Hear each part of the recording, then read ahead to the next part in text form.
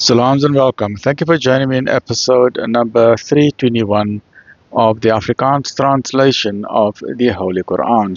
Ons is besig nou met die Heilige Quran by Imam M.A. Baker. A'udhu billahi minash shaitanir rajeem. Bismillahir Rahmanir Rahim. In the name of Allah, most gracious, most merciful. In die naam van Allah, die barmhartige, die genadige. Ons is nou besig met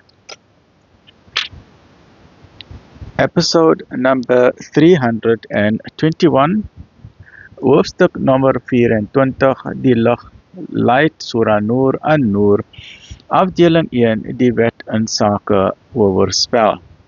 In die naam van Allah, die barmhartige, die genadige.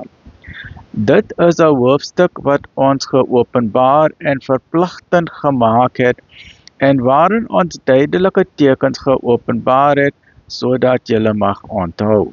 Slaan elke egbreekster en egbreker met 100 strafhoue en laat medelee met hulle julle nie van die gehoorsaamheid aan Allah verhou nie. Indien julle in Allah en die laaste dag glo en laat van die gelowiges getuie wees van hulle straf. Die egbreker sal nie gemeenskap hê nie, behalwe met 'n egbreekster of 'n heiden. En die egbreekster sal nie gemeenskap hê nie, behalwe met 'n egbreker of 'n heiden. En dit is vir die gelowiges verbode. En hulle wat keiservroue beskuldig en teen hulle nie 4 getuies kan inbring nie, slaan hulle 80 houe. En neem hulle getuienis nooit weer aan nie, want hulle is die oortreders. Met die uitsondering van diegene wat daarna berou toon en goed doen, waarlik Allah is vergewensgesind genadevol. Dat is net 'n extra W daar, né?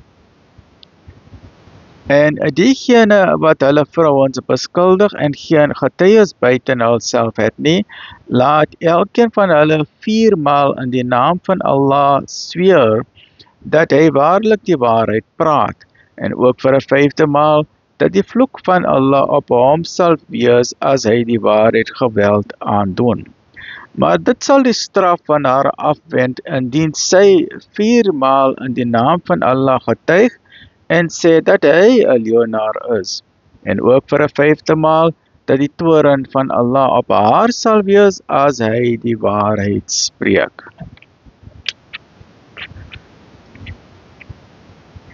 En was dit nie vir die goedertierenheid van Allah oor julle en sy barmhartigheid nie, sou julle verlore gegaan het. Voorwaar, Allah is berou aanverant allerwys. Dit is 321, 322. Join me in the next episode, which is episode number 322 of the Afrikaans reading of the Holy Quran, and that is the Heilige Quran. Lekker bly, alhamdulillahi rabbil alamin.